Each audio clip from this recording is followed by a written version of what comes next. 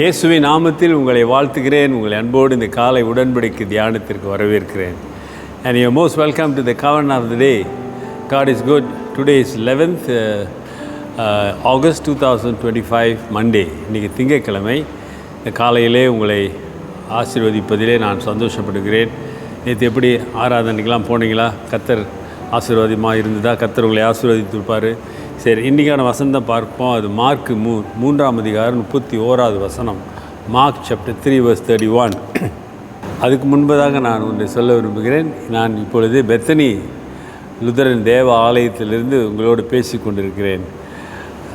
ஆண்டவருடைய மகா கிருபையிலே இந்த பெத்தனி திருச்சபையிலே நான் ஊழியம் செய்யும் பொழுது 1991ஆம் ஆண்டு இந்த ஆலயத்தை கட்டி திறப்போலா மறைந்த நம்முடைய பேராயர் பிஷப் ஜூலியஸ் போலா அவர்களால் திறக்கப்பட்டது 1991.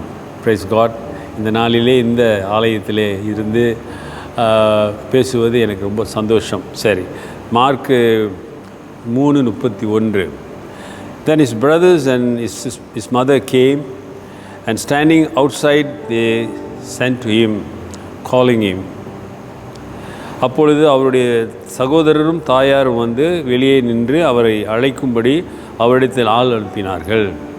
இயேசுடைய தாயார் மரியாளும் அவருடைய சகோதரர்களும் அவரை பார்க்கும்படியாக இயேசுக்கிட்ட வந்திருக்காங்க. ஆனால் அவங்களால உள்ளே வர முடியல. அவ்வளோ கூட்டம், அவ்வளோ நெரிச்சல்.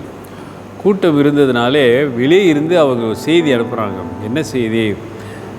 அம்மா வந்திருக்கிறேன்னு சொல்லு. அல்லேலூயா. அவருடைய சகோதரர்கள் வந்திருக்கிறதாக அவங்களுக்கு ஆள் அனுப்புகிறாங்க. உரிமையோடு கூட்டத்தில் நான் இயேசுவோட நம்மளால் என்ன செய்வோங்க? என் மகன் என்று உரிமையோடு கூட்டத்தை விலக்கி நான் முன்னுக்கு வருவானா? அவங்க என்ன செய்யலை? அந்த கூட்டத்தை விலக்கி கூட்டத்தின் நடுவில் வராமல் அவங்க சொல்லி அனுப்புகிறாங்க. ஏன் தெரியுங்களா? அவங்களுக்கு தெரியும் அவர் தேவனுடைய குமாரன். அவருடைய முக்கிய ஒரு purpose, game for a purpose, ஒரு காரியத்திற்காக வந்திருக்கிறாரு, ஊழியம் செய்கிறாரு. ஆகவே நாம் அவரை தொந்தரவு செய்யக்கூடாது என்று அவர் வெளியே இருந்து ஆள் அனுப்புகிறார். நாங்கள் பார்க்க வந்திருக்கிறோம். ஆமாம் தானே? ஆண்டு ரொம்ப பிஸியாக இருக்கிறார் ஊழியத்தில். ஆனாலும் அவங்க தாயாரும் அவருடைய சகோதரர்களும் அவரை பார்ப்பதற்காக வருகிறார்கள். சிலருடைய நம்பிக்கை மரியாளுக்கு பிறகு குழந்தை பிறந்ததாக நம்புகிறார்கள். சிலர் இல்லை, அவங்க கன்னியாவே தான் இருந்தாங்க, இயேசு தான் ஒரு குழந்தை, பிறகு அவர்களுக்கு குழந்தை இல்லை, ஜோசப்புக்கு அவங்களுக்கு உறவு இல்லை என்று சிலர் நம்புகிறார்கள். இங்கே சகோதரர்கள் சொன்னது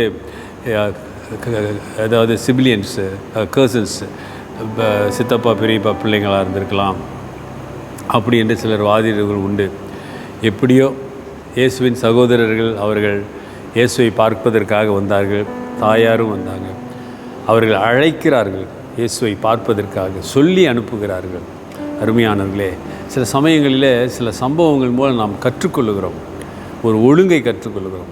சில சமயம் நம்முடைய உரிமையை காக்க வேண்டும், அதிகாரத்தை காக்க வேண்டும் என்பெல்லாம் நாம் என்ன செய்வோம்? முயற்சி செய்வோம். ஆனால் இங்கே இயேசுடைய தாயார் மரியாள் மிகவும் பணிவோடு ஆள் அனுப்புகிறார். போய் சொல்லுங்கள், அம்மா வந்திருக்கிறது. அல்லேலூயா. அருமையானது. இந்த பண்பு நாம் கர்த்தருடைய பிள்ளைகளுக்கு இருக்க வேண்டும்.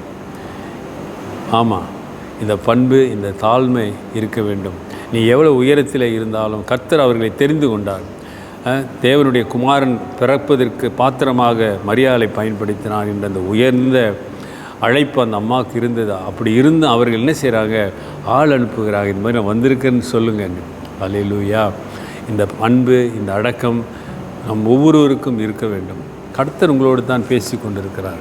நம்முடைய வாழ்க்கையில் இந்த மாதிரியான சூழ்நிலை வரும்பொழுது நாம் தாழ்மையையும் நல்ல ஒழுங்கையும் கற்றுக்கொள்ள வேண்டும். அப்பொழுது நிச்சயமாக அது ஆசீர்வாதமாக மாறும். இது நம்முடைய பிள்ளைகளுக்கெல்லாம் நாம் சொல்லிக் கொடுக்க வேண்டும். கர்த்தர் தாமே உங்களை ஆசீர்வதித்து இந்த வாரம் முழுவதும் அவருடைய கிருபையினாலே உங்களை தாங்குவார். ஜெபிப்போம். நல்ல ஆண்டவரே, இந்த காலை வேளைக்காக உம்மை துதிக்கிறோம். நீ செய்த எல்லா நன்மைகளுக்காக ஸ்தோத்திரம். துதிகன மகிமையும் உண்டாகட்டும்.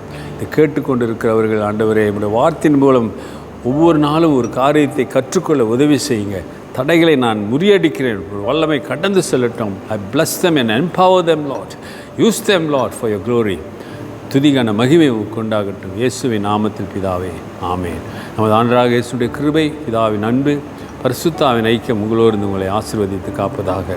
என் ஆத்துமாவே கர்த்தரை ஸ்தோத்திரி, என் முழு உள்ளமே அவர் பரிசுத்த நாமத்தை ஸ்தோத்திரி. என் ஆத்துமாவே கர்த்தரை ஸ்தோத்திரி, அவர் செய்த சகல உபகாரங்களை மறவாதே.